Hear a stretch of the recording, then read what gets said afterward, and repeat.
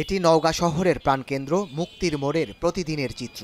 অপ্রশস্ত সড়কে বাড়তি যানবাহনের চাপ সামলাতে না পেরে শহরের প্রধান সড়কে প্রতিনিয়তই এভাবে সৃষ্টি হয় দীর্ঘ যানজটের।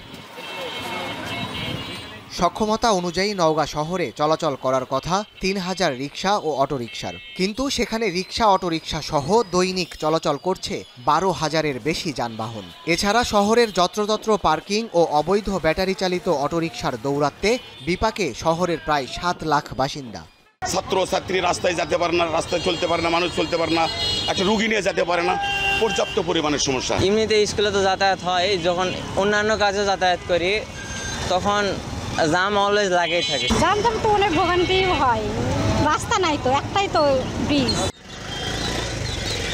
ছোট যমুনা নদীকে ঘিরে গড়ে ওঠা নওগাঁ শহরের পূর্ব ও পশ্চিম অংশকে যুক্ত করতে ১৯২৩ সালে নির্মাণ করা হয় লোহার ব্রিজ। ১৯৮০ সালে ব্রিজটি ভেঙে পড়লে পাশেই আরেকটি ব্রিজ নির্মাণ করা হয়, কিন্তু ৪.৫ দশক আগের সেতুটি সরু হওয়ায় সামাল দিতে পারছে না অতিরিক্ত যানবাহনের চাপ। এছাড়া পৌরসভার বেশিরভাগ সড়ক অপ্রশস্ত হওয়ায় ভোগান্তি বেড়েছে কয়েক গুণ।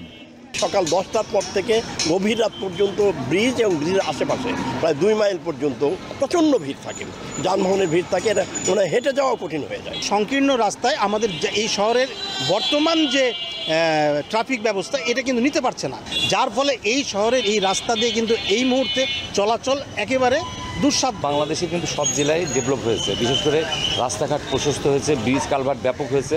সেই হিসাবে আমি মনে করি নওগাঁ সদরে এটা অনেক কম। ১৯৮৯ সালে নওগাঁ প্রথম শ্রেণীর পৌরসভার স্বীকৃতি পেলেও যোগাযোগ ব্যবস্থার অবকাঠামোর দিক থেকে এখনও বেশ পিছিয়ে। সে কথা স্বীকার করে সংশ্লিষ্টরা জানান, সংকট নিরসনে দরকার উপযুক্ত পরিকল্পনার। রাস্তা প্রশস্তিকরণ যে প্রজেক্ট,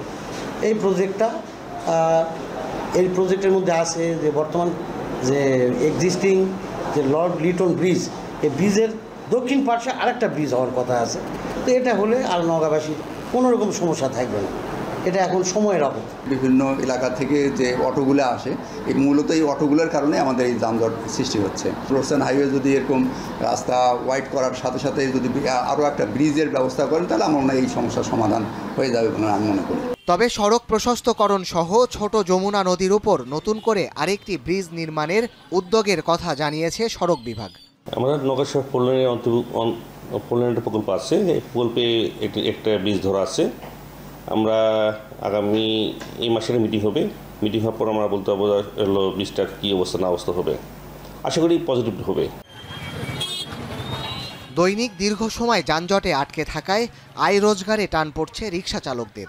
এছাড়া সময় মতো গন্তব্যে পৌঁছাতে না পারায় ভোগান্তিতে পড়তে হয় পৌরবাসীকে। তাই দুর্ভোগ কমাতে দ্রুত সড়ক প্রশস্তকরণ, আরেকটি ব্রিজ নির্মাণ ও অবৈধ যানবাহন চলাচলের উপর নিয়ন্ত্রণ আরোপের দাবি স্থানীয়দের। এখন নওগাঁ।